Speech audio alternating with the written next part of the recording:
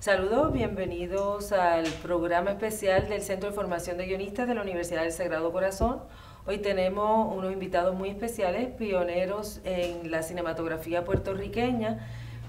Axel Anderson, actor, director, productor de cine y teatro, y el señor Luis Maisonet, director y director de fotografía. Vamos a estar hablando principalmente de la película Maruja, que ya hace 50 años que fue realizada por Provo Films, y además estaremos hablando del cine en general en Puerto Rico. Bienvenidos y muchas gracias por estar aquí con nosotros. Gracias por invitarme. Bueno, yo quisiera que nos platicara un poco sobre esa teoría y esa filosofía que crearon ustedes al fundar Provo Films y que está contenida aquí, que la quiero leer, pero que pudiéramos platicarla porque sí, yo siempre creo que las cosas se tienen que hacer con un fundamento. Sí. No puede estar hecha en el aire. Vamos a hacer esto porque sí, sino que tiene que haber un fundamento. Sí, no era meramente vamos a hacer una película y qué lindo y que vamos a salir en la pantalla y a lo mejor conquistamos Hollywood. No era nada de eso. Sí. Era realmente un principio, porque ya se estaban haciendo cosas y se habían hecho cosas antes. Lo definimos entre nosotros de la siguiente manera: vamos a hacer un cine comercial. Cuando digo comercial es que le guste a un público general, que no sea de élite, que no sea que tienes que ser entendido para apreciarlo, que no tenías que ser del oficio para decir, uy, qué toma interesante. No. Todo al servicio de narrar una historia bien narrada, de tal manera que ni se note que se está narrando. Pero con una condición en especial que estábamos convencidos, sobre todo Víctor Arrillaga y yo lo recuerdo como hoy, que se note que es Puerto Rico. Es decir, no que la historia tiene que ser la de un jíbaro, o que forzosamente tiene que haber una pelea de gallos, no, sino que la historia es una historia, que es verdad que podría suceder en cualquier parte del mundo, pero la vamos a ubicar, obviamente, evidentemente, sin discusión, en Puerto Rico. Porque teníamos, y yo sigo teniendo ese mismo principio con relación sobre todo al cine de Puerto Rico, y otros lo tienen en otros países igual que yo, así que no es que me esté descubriendo la pólvora, que el único cine que es internacional, que es universal, es el que es local. Exactamente, eso es lo mismo que yo pienso y siempre se lo digo a los estudiantes. El cine no puede ser, vamos a hacer una película que no se sepa dónde sucede, cualquier parte, cualquier país, cualquier sitio. No, ¿por qué? Si cuando vamos al cine como espectadores, los que producimos o pretendemos producir cine, no queremos ver una película que podría suceder en San Francisco o en Hong Kong, o en Buenos Aires. No, queremos que suceda ahí. Y así de paso conocemos San Francisco, o conocemos Buenos Aires. ¿Por qué? Porque hay que mistificar eso. Eso fue un defecto que sufrimos mucho tiempo en Puerto Rico, que queríamos hacer cosas, le ponían el título de neutro. Neutro, pero entonces ¿qué es neutro? ¿Qué es neutro? No existe tal cosa. La particularidad. Tú lo dijiste hace un instante, la historia de Maruja o la historia de la mujer infiel, no, lógicamente que no fue la primera vez que se cuenta, pero la contamos en Puerto Rico. Y la contamos con caras de Puerto Rico, y con música de Puerto Rico, y con expresiones idiomáticas de Puerto Rico, y con imágenes de Puerto Rico. Bueno, ¿Por qué no? Eso fue lo que le dio el valor a la educación. ¿Y eso es lo que le dio? Eso fue lo que le dio el mundo entero las consumió esas películas. Sí. No y las entendían perfectamente. Perfectamente bien. Aunque fuera una situación de un jíbaro particular. Se las llevaban por paquetes. Sí. Venían de todas esas repúblicas. Que algún gobierno no permitían que esas películas se exhibieran. Porque usted sabe cómo era. Porque era mostrar la pobreza, claro. No, porque esas películas se hicieron con un fin muy especial, que iban al mismo público que mostraba, ¿no? Sí. Que enseñaba a ser cooperativo en la labor diaria. Es decir, era un mensaje, un mensaje de comunidad, de solidaridad humana. Y hecho por ellos mismos. Sí. Y hecho, de vez en cuando introducía un actor como Axel para que hiciera una cosa especial. pero enseguida Sí. Bueno, yo creo que otro de los clásicos del cine puertorriqueño son Los Peloteros, que es otra película de ficción de la división, el único largometraje, pero que sigue siendo una película que tú la ves hoy día y sigue siendo atractiva, te identifica. Es la vida de gente, la vida normal. No hay y nada. además, fíjate que los peloteros de cuentan de una historia que tiene que ver con un deporte que, con excepción de Estados Unidos, el resto del mundo no se practica tanto, que se practica precisamente en Puerto Rico por la influencia de Estados Unidos, es el béisbol. Había una organización teatral que se llamó precisamente Teatro La Máscara, pero una primer Teatro La Máscara, que los que nos dedicábamos más que fundamentalmente es las novelas que se hacían en televisión, que recuérdense que eran en vivo y no se grababan, por lo tanto, porque todavía no habían inventado el videotape. Estoy hablando de épocas bastante antiguas para mucha gente que debe estar escuchando esto. Nos daban la autorización en el canal de televisión de convertirlas en adaptaciones teatrales y llevarlas a través de la isla, donde la gente las venía a ver. Logramos formar una cooperativa, teníamos hasta un camión en que llevamos la escenografía, etcétera. Era un grupo de actores que trabajábamos en televisión y en teatro, y a esa organización, a esa cooperativa, se acercó un buen día un caballero de nombre Jerónimo Mitchell, y venía a proponernos a nosotros, a ese grupo, que él quería realizar una película de largometraje. Bueno, el grupo no se interesó. El grupo, que éramos como 15 compañeros, no se interesó, pero el compañero Víctor Arrillaga, que en paz descanse, y yo nos interesamos. Así que nos pusimos a conversar con él. Él traía lo que se llama en inglés un treatment, una historia de varias páginas sobre la historia que luego fue Maruja.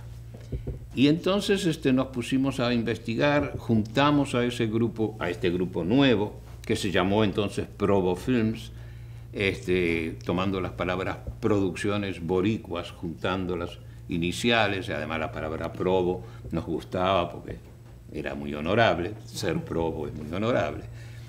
Y llegamos entonces al punto de quién iba a escribir ese guión, porque todavía no era un guión.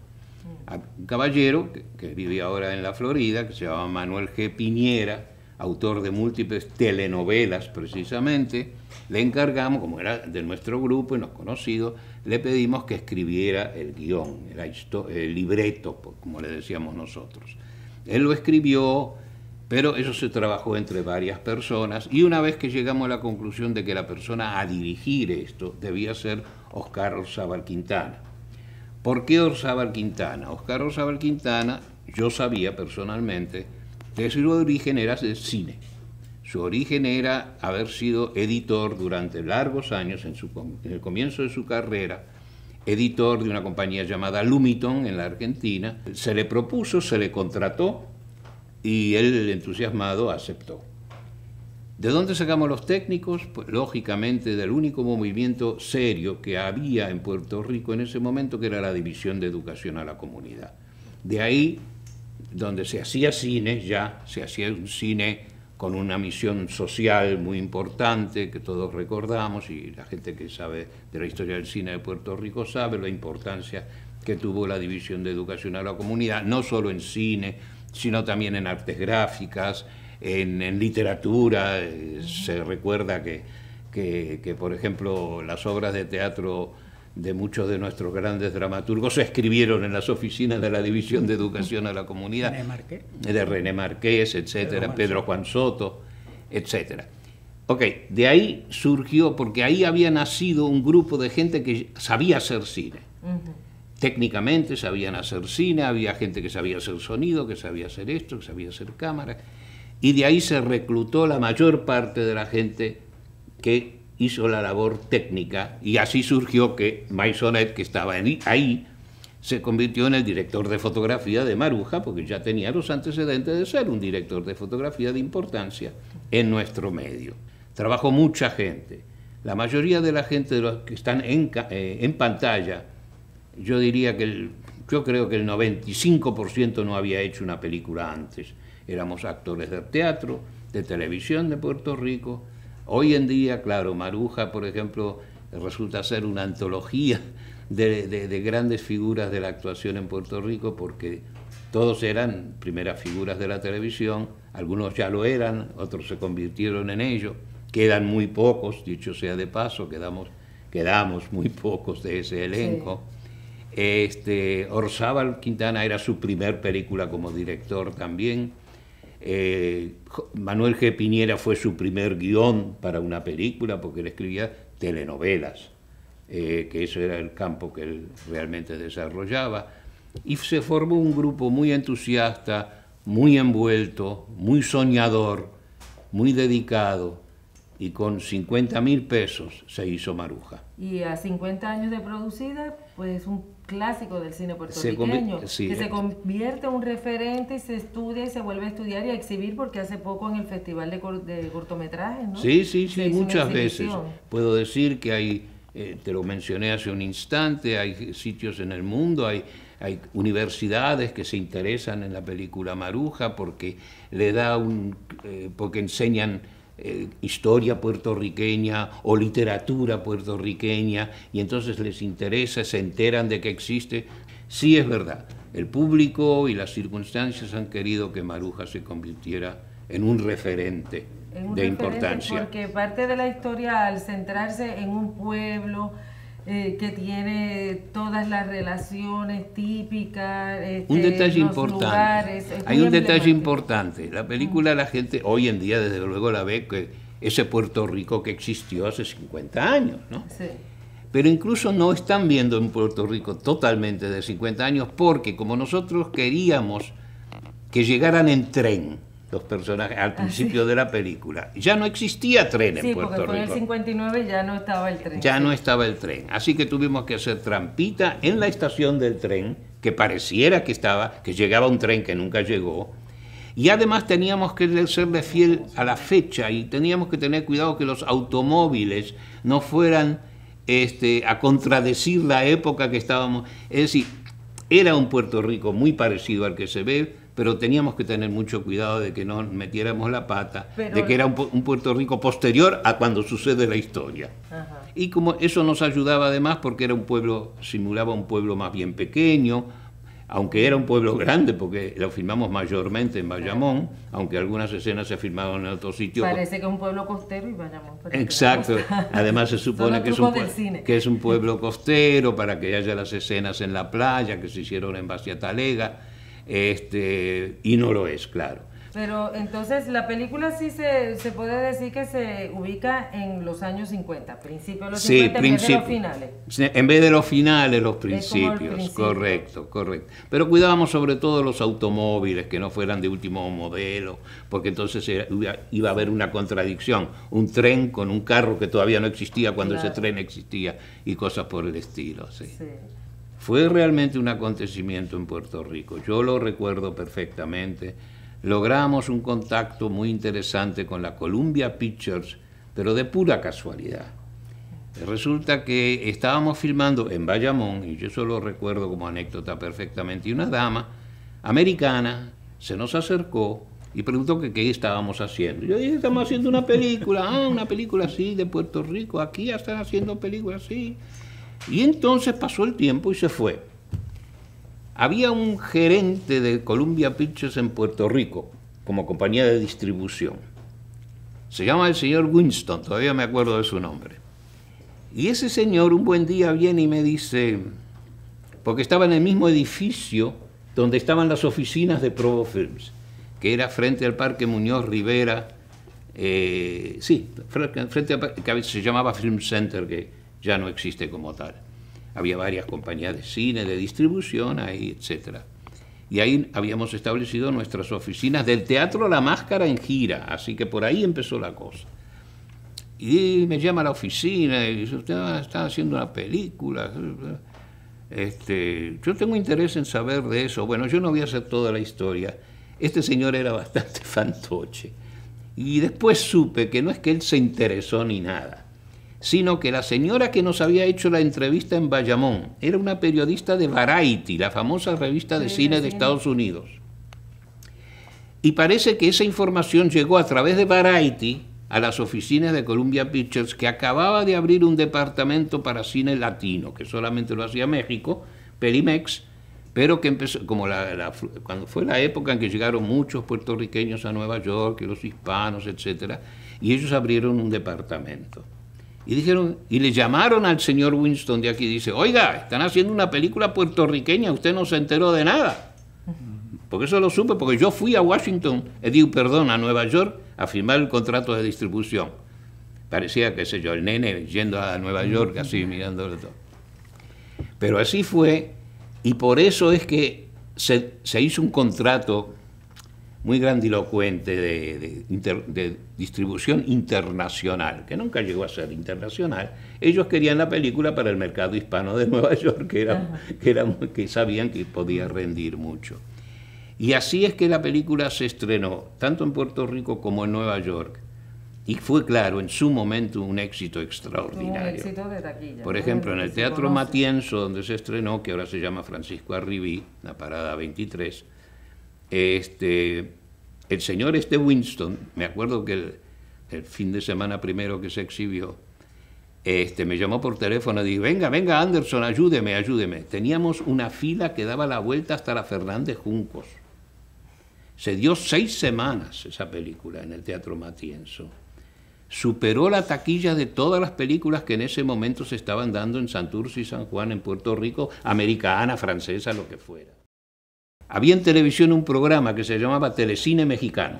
Sí. Todas las semanas daban una película mexicana o española o argentina, pero lo llamaban Telecine Mexicano, que tenía mucha audiencia. No era como ahora que uno puede alquilar películas en cualquier sitio y en televisión dan películas por todos lados. No, era muy llamativo y la gente le gustaban porque eran películas en español. Y el que manejaba eso, y quiero hacer honor a su recuerdo, era el jefe de programación de Telemundo, que era el señor José Luis Torregrosa. Y yo fui a ver a José Luis Torregrosa y le dije, te propongo algo.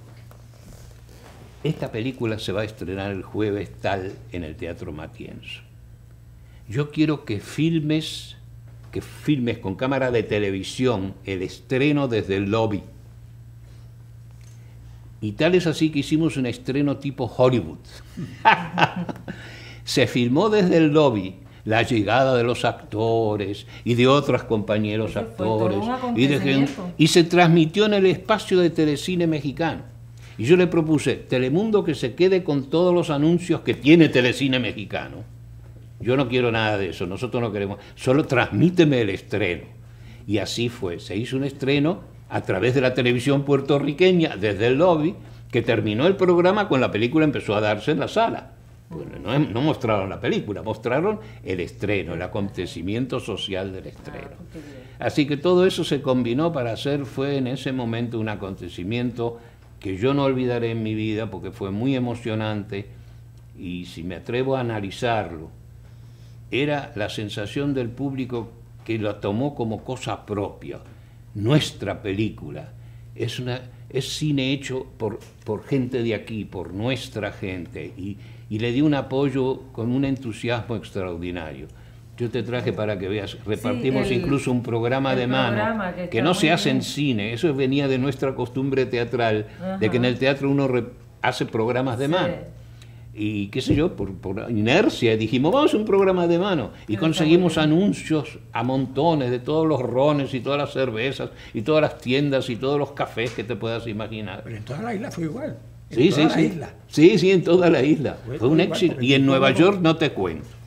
En Nueva York, acuérdate que era la época que Felipe Rodríguez iba y llenaba las salas de Nueva York que explotaban. Y viene una película puertorriqueña, con los artistas de la televisión puertorriqueña y del teatro puertorriqueño. En Puerto Rico, que era exacto, lo que hablábamos ahorita de que totalmente ubicada aquí, sin ser folclórica, sino una historia emocionante, o más o menos emocionante. Además, yo siempre he dicho, el mérito de Maruja, que dicen que es una gran película, yo no sé si es una gran película, ahora tiene un mérito principal. La gente entra, sea de la edad que sea, hoy en día, se siente y quiere saber cómo termina. Cuando uno entra a una película y quiere saber cómo termina, ese es el primer golpe Claro, efectivo. porque la película está bien hecha y tiene sus buenos valores. Exacto. No, además quieren saber cómo. Sí, y está muy bien narrada, para mi gusto, por Osaba Quintana, por el trabajo de cámara. Bovary criolla. Sí, es una vez más, es una historia que no es nueva. Sí. Nadie pretende que es nueva, pero tiene el clima de nuestra isla, tiene el ambiente, tiene las caras de nuestra isla. Y está ubicada. Y la música. Y Cortijo. Entonces, toda la música El gran combo. No era el gran combo todavía, era Cortijo y su combo, con Ismael Rivera. Que también te puedo contar que yo fui de caradura, fui a ver a Bobby Capó.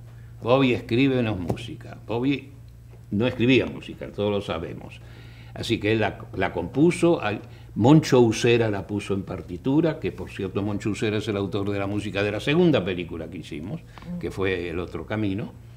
Hizo la canción tema y por ende también usamos canciones de él a través de la película.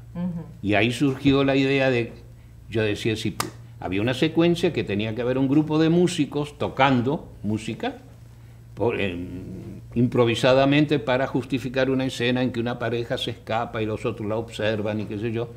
Y yo fui a hablar, y esta era la época en que Cortijo y su combo estaban en su máximo éxito. Máximo, eran la estrella de Puerto Rico, Cortijo, su combo e Ismael Rivera. Eso era, nada podía ser más público que eso. Y logré y puedo mencionar, y quiero mencionarlo, la verdad que quiero mencionarlo. Bobby Capó hizo la música de esa película por 500 pesos. Y Cortijo, su combo completo, e Ismael Rivera también cobraron 500 pesos por su intervención, que era un absurdo porque estaban cobrando en esa época 5.000 pesos por show. Es decir, que fue una colaboración de todo el mundo. Pero yo creo que eso es lo que se traduce también en la pantalla, ¿verdad? Ese esfuerzo, ese compromiso, esas ganas de hacer algo y hacerlo bien. Yo creo que eso también tiene que ver en el éxito que ha tenido la película y que ha sobrevivido. Pero disfrutaron haciéndolo. Todo el mundo. Había una ilusión. Se reunió. Sí. Era como... La gente decía, todo lo contrario de lo que pasa ahora, ¿quiere filmar en mi casa? Que estábamos hablando, ¿verdad? Nosotros sí, al analizar la película con mucha profundidad y fijarnos precisamente en estos elementos de la arquitectura como un elemento narrativo que apoya, ¿no?, la psicología de los personajes y las acciones, hemos notado que hay una conciencia, por lo menos entendemos nosotros, de esos espacios para que nos digan algo.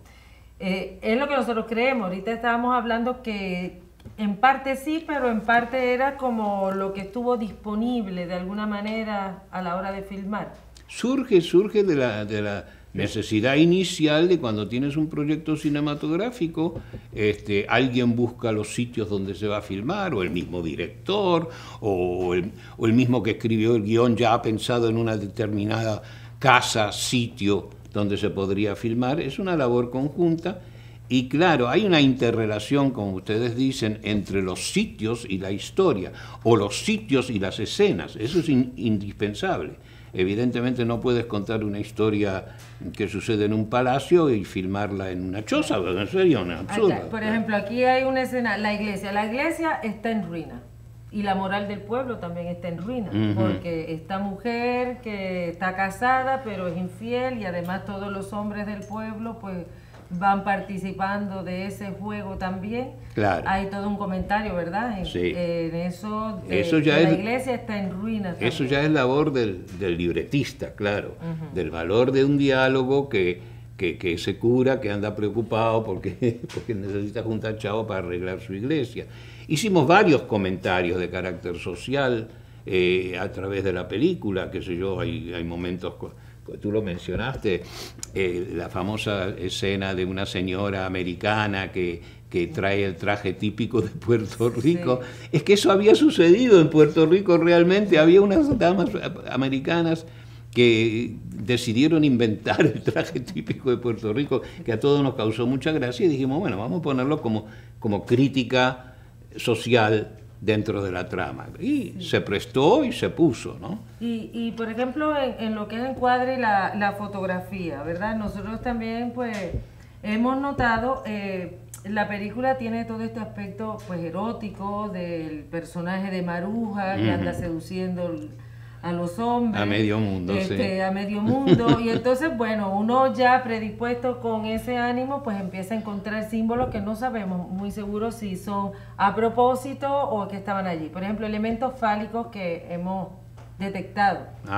Cuando va al almacén a encontrarse Maruja con Don Teo, el alcalde del pueblo, hay una imagen exterior de ese lugar, hay unas chimeneas muy erectas. No sé si eso ya era de casualidad o se había pensado en esos elementos. Eso nosotros ya estamos con la mente muy Yo maliciosa. creo que eso fue casualidad. Sí, eso son casualidades. Eso sí, lo que sí buscamos... Que se presta. ¿Se presta? Se presta. Cuando yo como fotógrafo veo la escena, el escenario, pues mira eso a la hora de componer. Sí, tiene un momento. Mira esa ventanilla como que tiene sentido. Aquí, por ejemplo, cuando están la chismosa Leontina y Ginia, que están hablando de la infidelidad y a qué le pega. Bueno, nosotros este elemento nos parece bastante fálico. Sí, pero son casualidades. Pero son casualidades. No fue que se compuso especialmente para que eso se encontrara. No, porque estábamos en otro ambiente, otro pensamiento. Otro pensamiento. En la escena en sí. En la escena. Eso simplemente, sin embargo, apoya mucho la narrativa. Cuando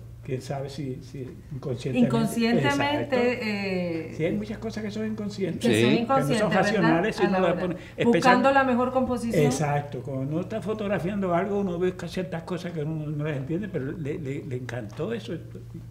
Además la pequeñez, por ejemplo, evidentemente está desde el principio en la película la idea de esa fiesta patronal, ¿no? Que como te conté, no la filmamos en una fiesta patronal, la tuvimos que crear contratando a los señores que arman estas fiestas patronales en los pueblos y hacer una fiesta patronal fuera de época. Pero a lo que iba, y esas cosas las queríamos mostrar, pero por ejemplo lo que estaba de entrada en el mensaje era que este hombre se matara desde una estrella. Y que mirara para abajo y que viera la pequeñez de esos seres humanos, la pequeñez como hormigas, que lo dice ya el texto. Para ese mismo texto, él tenía que buscar cómo transmitirlo con imagen. Es decir, hay muchas cosas que influyen. Claro. El mismo texto va dando pie para que eso no se filmara meramente en un close-up de Víctor Arrillaga. Y es verdad esa escena de la machina. Usted se subió a la machina, me imagino, con la cámara, donde quiera. Yo con una cámara me subo donde quiera. Es cuestión del efecto que se necesita yo. Claro. Sí. Volviendo a la relación de la arquitectura y la narrativa, la casa de Maruja, que vive con Lorenzo el barbero, y la barbería que queda en la esquina, pero la casa es muy deteriorada, es de madera, es endeble, es como esa relación también que está también muy frágil. ¿Pensaron en eso o también fue esa locación que consiguieron? Bueno, esa casa, como te conté, era una casa condenada, es decir, no vivía nadie. Y tuvimos que pedir un permiso especial para poderla usar y garantizar que nadie se iba a morir porque estaba muy endeble de verdad. Pero nos pareció a todos que pictóricamente era una esquina y, lógicamente, y podía ser que abajo hubiera un negocio, y lo hubo, parece que en algún momento hubo un negocio, aunque no era una barbería. No era la barbería. No, la barbería la fabricamos, Esto está lleno de anécdotas. Yo me puse con la guía telefónica, recuerdo, y empecé a llamar a todas las empresas que venden material para barberías. Yo tuve un problema también. Hasta que conseguí un señor y que nos prestó todas esas sillas y todo eso.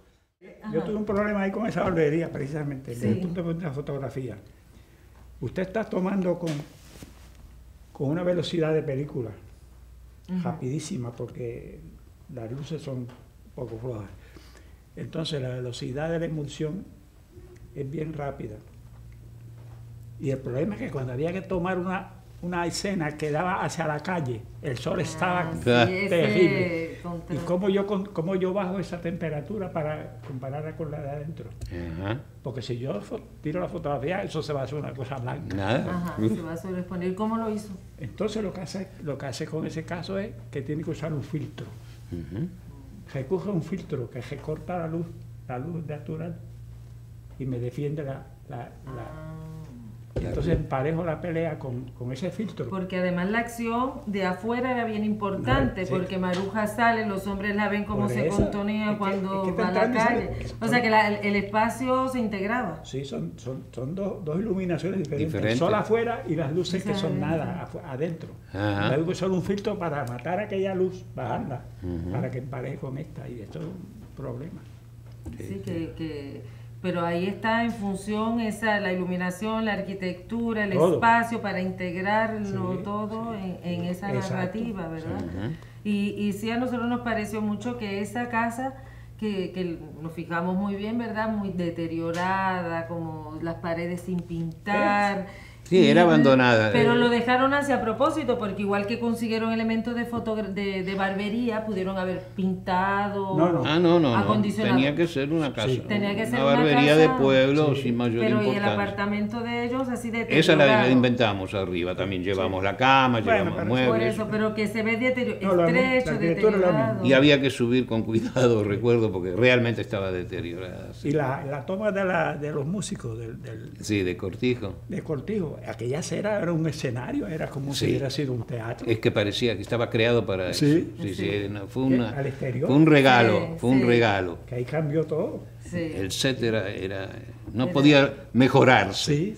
No se podía mejorar. No, quedó muy bien. Y también la casa del alcalde, lo que notamos de las casas, bueno, Maruja es una mujer que es como pública, ¿no?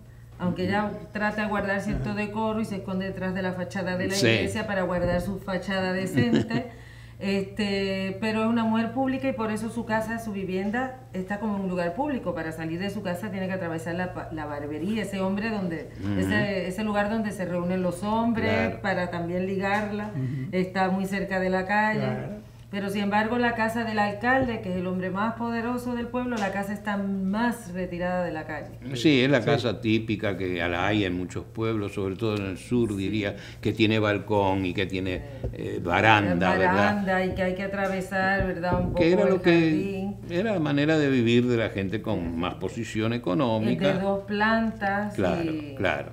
Y el alcalde baja, ¿no? Por esa escalera. Yo me acuerdo que yo tuve un problema con eso. ¿Por qué? Porque era de noche, se tomaba una fotografía de noche y entonces con una película con una velocidad tan baja no iba a salir nada. ¿Y que la película consiguieron un tipo de película nada más? La doble X o 3X, no me acuerdo. Entonces, ¿sabes lo que tuve que hacer? Encender la luz de los automóviles para poder iluminar la calle. Y me dio resultado. La película tiene un dolly, por ejemplo, lo que todo el mundo conoce como dolly, que originalmente se le llama un traveling, es decir, que es la cámara que se mueve. Nosotros no teníamos dolly, ¿sabes lo que usamos? El automóvil convertible de Oscar Orzábal Quintana fue el dolly. Sí, señor. Empujado, desde luego, no guiado, sino que el automóvil de él, para poder tomar una escena en que él seguía a Marta Romero, precisamente. Y son recursos que uno busca en ese momento y los encuentra. Y que va funcionando bien. Hay un momento memorable, ¿verdad? Que yo creo que es emblemático de la película, es cuando Maruja se quita el zapato lleno de arena y lo deja verter. Esos son uno de esos grandes logros. Sí, es como... Esos son los grandes logros y yo me di cuenta con el tiempo de eso. Yo no le había dado tanta importancia. Porque a mí me llegó a hablar un joven cineasta aquí que estaba haciendo una película y dice... Yo quiero poner esa escena en lo que hago como homenaje a Maruja. Claro, como homenaje porque es emblemática. Es emblemática. Es decir, ella, para que la novia se dé cuenta que ella estuvo en la playa con el galán, se para cínicamente, se saca el zapato y la arena sale, ¿no? Es decir, eso es un logro. Eso es de Orzábal Quintana. Evidentemente eso no estaba en el guión. Sí está en el guión, que él se va y le dice tengo que irme, y ella le dice quédate un ratito, y él dice que no, entonces se encuentra con su novia en el camino, y se separan antes de entrar al pueblo, porque qué sé yo, para que no los vean juntos, y entonces la novia que está medio sospechando ya hace tiempo, y ella viene caminando detrás, y cuando los ve, como quien no quiere la cosa, ¿verdad? Se saca el zapato y saca la arena del zapato. Esa fue una idea de director. Y es memorable. Evidentemente de director. La escena de la playa fue fantástica. Aquella Lo de la playa fue fantástico. Sí, La roca, sí. aquella La formación. roca, la cueva, Sí. ese espacio íntimo pero público, porque Sí, la playa sí. es público donde ella espera a su amante No, y ellos, como actores, y filmar eso allí no debe haber sido muy fácil tampoco. No. un día entero estuvimos allí. Un día, ¿verdad? Casi un día entero. Un día entero para filmar eso. Todas las escenas De la playa. de la De la playa, de playa, la cueva sí, y sí, demás. sí, sí. Bueno, a pesar de que están todos estos espacios y se recreó una barbería, el apartamento de Maruja y que tiene toda esta incidencia en la narrativa, no hubo un director de arte. No, No, no, Eso- no lo hubo. ¿Qué éramos cosa nosotros mismos. Que Éramos, hacíamos, éramos nosotros. Consultábamos, mira, ¿qué tú Ajá. crees de Sí, esto? Y sí. mira por ahí. Todos, mira, todos nos mira, convertimos en hombres orquesta, ¿no? Es decir, Iban buscando todos los se recursos que buscaba hacían falta para la utilería ponerlo. que hacía falta, todo eso, que hoy en una película normal, comercial, evidentemente eso es un departamento Sí, muy tiene- importante, Departamento que da. ¿no? De utilería y de escenografía y de ambientación. No se Pero- construyó nada, no hubo construir nada. Yo no, No, yo recuerdo que en haya esa construido película no se construyó nada. Ni un, Nada. En el otro camino es muy interesante. Sí encontramos la finca donde se filmó y esa finca se filma, pero el parte de adentro de la finca, el interior, lo reconstruimos. En los viejos estudios de Telemundo, Nina Leggett, querida y magnífica escenógrafo que ya no está con nosotros, yo a veces le digo a la gente, no se dan cuenta, está tan bien logrado que entran y están en un ambiente interior que parece que están en ese sitio, pero ese es el talento del escenógrafo en ese caso, ¿no? Claro. Y es curioso que Maruja no tuviera un director artístico y demás escenógrafo cuando pues, era un grupo de teatro. Y bueno, y en la División de Educación de la Comunidad se hicieron escenografías. Era que todos estábamos integrados en todas las facetas. Sí. Somos escenógrafos, somos fotógrafos, hacemos 20.000 cosas. Además eso y las venía hacemos bien. de la misma División de Educación a la Sí, Comunidad, sí. también venía esa costumbre. Sí. Lo que yo conocí de la División de Educación a la Comunidad, también un poco todo el mundo hacía de todo. De todo. Excepto las cosas básicas, el que hacía cámara, el que hacía luces, Sí. el que hacía sonido, hacía sonido. Mira, yo vengo del teatro, yo he hecho escenografía, ya para mí es viejo. Yo trabajé en escenografía, en el teatro trabajé en 20.000 cosas, en la pintura, Claro. en las cámaras. Pues ya, lo primero que yo me aseguré en educación era que me fue a hacer buscando una cámara. Me interesó la cámara inmediatamente, porque eso es una imagen. Sí. Y entonces me ocupé de bregar con todas las clases de cámaras. Había cámaras suizas, alemanas, de todo tipo había cámaras allí. Porque Maisonet venía de las artes plásticas. Sí, yo vengo de las artes plásticas. Ajá. Es decir, de algún lado uno tiene que venir, Yo soy- claro. yo- Muchos yo- veníamos yo- del yo- teatro, pero... Yo no Sí. soy... Yo fue una cosa que yo me ocupé de... Porque me interesa la parte de la imagen. Me interesa, La imagen, claro. la imagen. Y entonces fui al cine como director también, buscando la imagen. Y yo creo que parte también del valor de Maruja, para volver a Maruja, es que hay muy buena fotografía en ciertas partes. Por ejemplo, cuando Maruja está, que ve desde el balcón a Ángel Ujú. y está el gabinete con el espejo, Ujú. que se ve al marido y Hay una escena unos juegos de escena. hay una escena que a mí todavía me intriga, cómo se logró esa luz, que era muy poquita, que salgo yo de un bar, que estoy pensando, porque estoy en... Que es de noche, que Que es está de noche así. y me voy caminando por la calle, me voy yendo, con la musiquita, ¿no? Con la canción. Y creo que no se usó nada, yo no sé cómo tú lograste ahí que se viera tan real Bueno. la luz de un farol, ¿no? Era como la luz de un farol. Un farol fantástico. Eso Sí. es un farol. Tú con alterar la apertura del lente, tú tienes para ver. Sí. O sea que no hay problema. Esa escena le llamó la atención a gente, por ejemplo, en ese festival que hablábamos de los cortometrajes que Sí. se están haciendo hace varios años aquí en Puerto Rico. El día que me dedicaron, fueron tan gentiles de dedicarme al festival, alguien preparó como un corto sobre mí y puso como final de mi historia, por así decirlo, esa partida sí, porque esa además De tiene- Jean-Pierre. de Jean-Pierre, O sea, sí, que que esto no hay además, límite. además la música pegaba con esa iluminación, todo junto, ¿no? Que ya no tenía nada que ver con mi actuación, pues yo lo único que hacía era tenía que caminar, punto. Pero tiene un clima increíble y transmitía lo que le pasaba al tipo. Es que mira, en esta cosa del cine, todos estos jóvenes que están ahora bregando con cámaras, ellos conocen su equipo, conocen sus posibilidades. Hay posibilidades que nunca se usan porque no se lo cogen, pero tienen un montón de posibilidades. Sí. Para sugerirse al director o para los que le están alrededor. Y llega un momento en que se come un ambiente que todo fluye normalmente. Y un director que tiene un grupo así está hecho. Ah, claro. Porque, Porque además si todo el mundo está abocado al proyecto y demás. Ellos cogen cosas que uno ni siquiera había pensado. Y mira, esa es una posibilidad. Yo sé que había una escena que yo participé. Ajá. Que yo tenía que hacer algo, decirle adiós Maruja o algo así. Sí. Y entonces le dije a Pedro Juan, mi ayudante, quédate con tira tú la fotografía que yo me encargo ahora yo voy a actuar ahora y aparezco yo. Sí. Pues tengo que fijarme bien. Una Algo cosita. cuando dice que es un monumento, creo que Sí. no lo reconocí, pero creo que sé cuál es la escena, sí. Sí, con Pedro Juan hablé el otro día, sí. que tiene un hijo que también ahora está en el negocio del cine, muy aquí, que lo llaman PJ. Sí. Que hablé con él el otro día y él también en otra película, en El otro camino, sale él de espaldas y se supone que es Roberto Rivera Negrón, que ese día no pudo venir, y entonces a Pedro Juan le pusimos un sombrero y la ropa así de jíbaro y él caminando así se va. Y Orzábal sale en la primera escena En la primera escena del supermercado. mercado. Sí. Yo creo que ese que pasa por ahí. Por ejemplo, las cosas surgen. Cuando el grupo está bien, Sí. se hacen maravillas. Es que querramos o no, este es un arte de colectivo. Sí. Es un arte de mucha gente, no es lo mismo que un señor que escribe una novela en su casa, o un pintor que pinta un cuadro en su buhardilla, ¿no? Sí. Este arte obliga a crear un grupo, a tomar gente, a tener gente alrededor y que se entiendan y que haya un idioma común en un momento dado para poderlo hacer. Si no, no se puede. Viene del teatro. El teatro tampoco se puede hacer.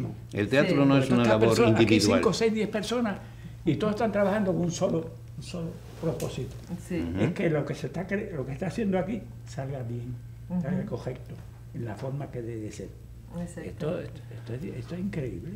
Sí. La primera misión hoy en día, sobre todo en Puerto Rico, diría yo, desde hace muchos años, yo lo decía sobre el teatro, decía, mi misión como director, la primera misión es que se olviden cuánto van a cobrar, porque como es tan poquito,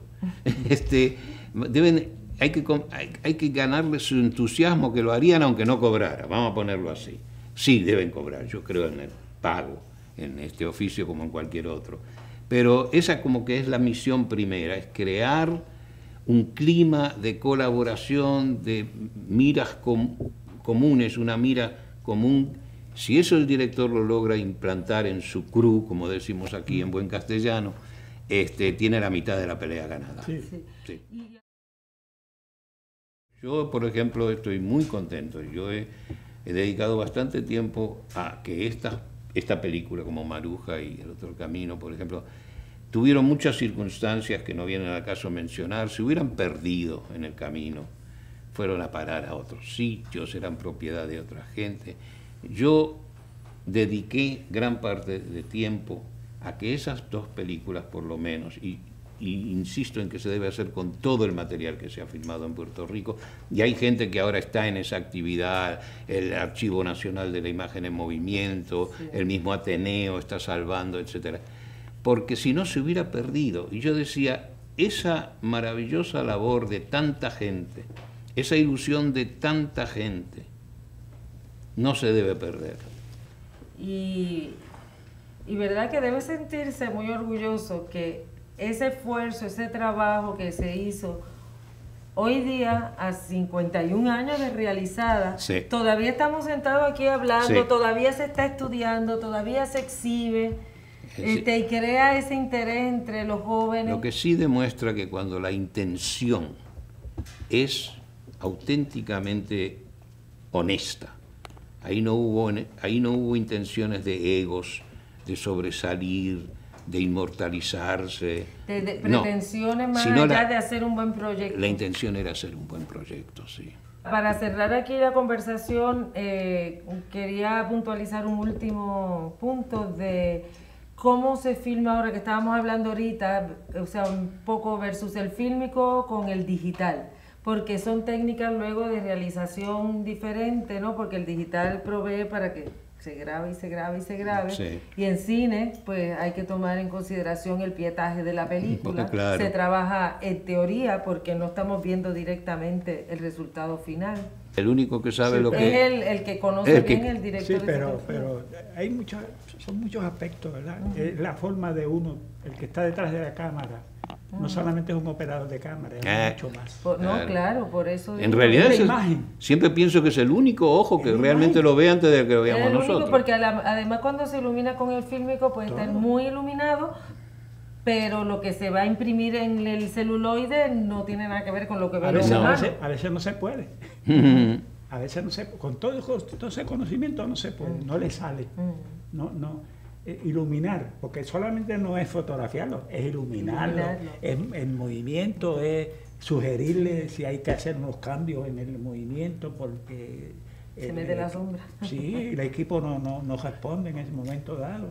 Y es una serie de factores. Yo personalmente, Es un grupo de- el un modo, trabajo de grupo. el fenómeno del cambio de los sistemas, ¿no? Que se está filmando en otro material, que no es cine, que no es celuloide, que no hay que revelarlo para después verlo. Lo único que me molesta es que como que hace un poco más perezoso al creador. Entonces yo te mencionaba que yo he vivido como actor, como intérprete, que es mi carrera, gente que filma, vamos a filmarlo de aquí, y alguien dice, pero mira, sería bueno filmarlo también de acá, ¿y por qué no lo filmamos de aquí arriba? Oye, pero lo podríamos tomar de aquí abajo, porque total ese material no cuesta, total el actor ya se sabe la letra, total todo. Entonces después en edición buscamos a ver cómo la mostramos. Y yo creo que hace muy perezosa la mente creativa eso, esa facilidad de que lo vamos a filmar de todos lados, y después elegimos. Que no está el rigor de la planificación. Exacto, no del está- encuadre, Hay exactamente. que empatar todo eso Vamos. y a veces no concuerda y dice, pues no me sirve. No me Ah, sirve. gran parte. El sentido que quería darle a esa secuencia Sí. no responde a lo que se tiene. Sí. Y si no se responde, ya la película ya no es la calidad. Otra de las cosas que produce, que es un gusto muy personal, que yo no pretendo dar la cátedra de eso, es que produce mucho lo que yo llamo la picadera. Que como tengo tanto, pues tengo que pegar un pedacito de cada uno para que lo veo de aquí, lo veo de allá, y qué sé yo, qué sé cuánto. Y hay escenas que yo insisto que se puede poner la cámara quieta y que se puede actuar frente a esa cámara, que no requiere nada. No requiere ni siquiera un contraplano y un plano. Requiere, tranquilo, dejar que esa emoción le llegue al público. Yo muchas veces creo que matan la emoción, que tiene una importancia en la actuación, al fin de cuentas, que la matan a fuerza de picotearla. A fuerza de que, hace mucho tiempo que esos dos están en cámara así, habrá que hacer algo para que haya una visión de... Porque hay una necesidad de cambiar porque ya se ve... Porque hay que aburrido. cambiar, sí, porque hay que tiempo. cambiar y no hay una justificación artística, emocional, Porque no auténtica. hay una organización de continuidad. Exacto. Porque yo tomo tomo general, el primer tiro es el de general. Sí. Después voy a los detalles. De lo que vale la pena de esos detalles, porque no todo sirve. No. Es solamente lo que es significativo para que esa escena se redondee y dé el sentido que se quiere dar. Y entonces, ¿alguna recomendación a los jóvenes, las nuevas generaciones que se están formando con el cine digital porque es lo más accesible en este momento? Yo tengo ¿verdad? siempre el mismo consejo, yo estoy envuelto en muchas cosas que hace la gente joven y yo estoy muy interesado en eso. Es que no le teman a la emoción, que no digan eso es cursi, que no me digan que decir te amo es anticuado y es de telenovela, que no me digan que dos personas que se miran con emoción o con miedo o con cariño o con afecto, eso no es moderno, están equivocados. Cuando analicen de verdad el cine que a ellos mismos les gusta, van a descubrir que el cine que ven es el que sí les llega a algún sitio que llamamos emoción, por llamarlo de alguna manera. Que no piensen solamente en la técnica, que no piensen solamente en que voy a hacer una toma interesante, que piensen que la toma tiene que servir a un propósito. Y el propósito común es llevar un mensaje entre todos nosotros a un público que lo va a recibir. No enamorarnos de la técnica, no enamorarnos hasta ese punto de la técnica. Ah, yo tengo un lente nuevo, lo tengo que usar de alguna manera, y yo tengo rieles y puedo hacer un dolly, ya lo hago en cualquier sitio. Entonces ponen a dos personas comiendo en una cafetería y da la vuelta a la mesa, y que eso no tiene nada que ver. ¿Por qué? Si esos dos señores lo que están diciendo no tiene nada que ver con que la cámara dé vuelta alrededor de ellos. Es decir, el entretenimiento del uso técnico, convertido en eso, en entretenimiento, es el primer enemigo del arte. Hacer un corte donde no debe hacer un corte. Exacto. Está pasando algo bonito. Sí. ¿Por qué? Deja que termine. Deja que termine, deje que llegue. Claro. Esta, mire, toda una tontería, eso es el cine, es una tontería tan sencilla, es tan elemental, que solamente ya tú sabes, 1, 2 y 3, elemental, pero que sea lo esencial, Claro. lo importante. No en tonterías en real a la historia. Y mira, una sola toma de un elemento puede ser tan en vez de estar cortando con la tijera para hacer todo el movimiento. ¿Para qué? Si deja que se consuma. Ahí estamos de acuerdo. El mensaje. Lo que se Nosotros no nos vemos hace muchos años, pero seguimos estando de acuerdo, como notarás. Sí. Cortando con la tijera, se vuelven locos cortando. Sí, sí. Y ahora no tienen que usar ni tijera, porque ahora es electrónico.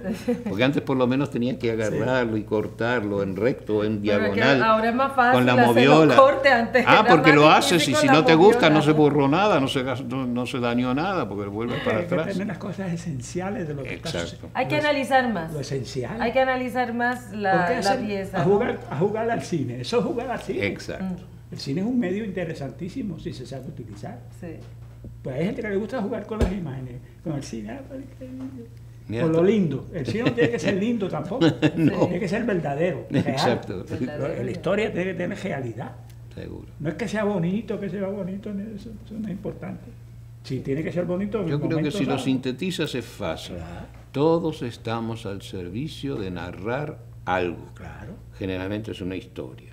Tenemos que servir a esa historia. Es lo mismo que pasa en el teatro también.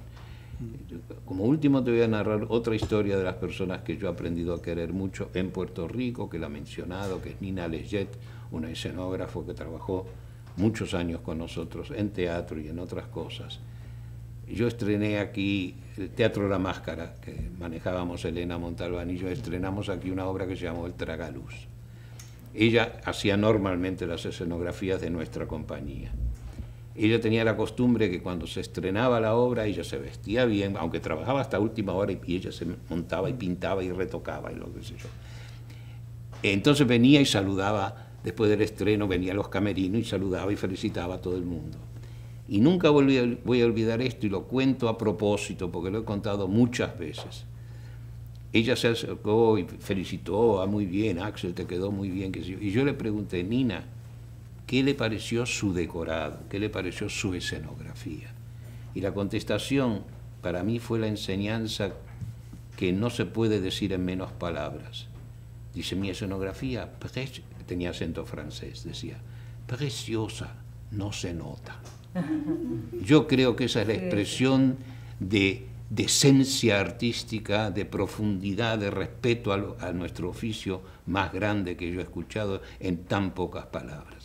Y es verdad, la mejor dirección de teatro es la que no se nota, la mejor dirección de cine es la que no se nota, la mejor fotografía de una película es la que no se nota. El público lo tiene que recibir como, hay una expresión muy buena en inglés, for granted. Eso viene porque sí, no porque noto que hicieron tal cosa y que hay tal artificio, no. La virtud es ponerse al servicio de lo que se quiere decir y que no se note, que surja porque sí. La gente que sale del teatro, del cine, sí, y sale, nadie, el público generalmente, y la gran parte del público, no le interesa saber cómo la hiciste. Lo que le interesa es lo que le transmitiste. Esa escenografía, que era excelente, por cierto, la definición de Nina Leggett es una magnífica escenografía porque no se nota. Bueno, pues muchísimas gracias por llegar hasta acá a la universidad a conversar con nosotros. Ha sido un gusto, la verdad que enorme. Y muchas gracias al crew de ya exalumnos que han estado aquí, a la doctora Ailín Estrada, que también ha estado colaborando tras bastidores con esto, a Sonia Carmona, la productora que ha estado acá detrás. Y bueno, que esperamos que se repita. Vamos a hacer una foto con todo el crew y demás. Ay, sí.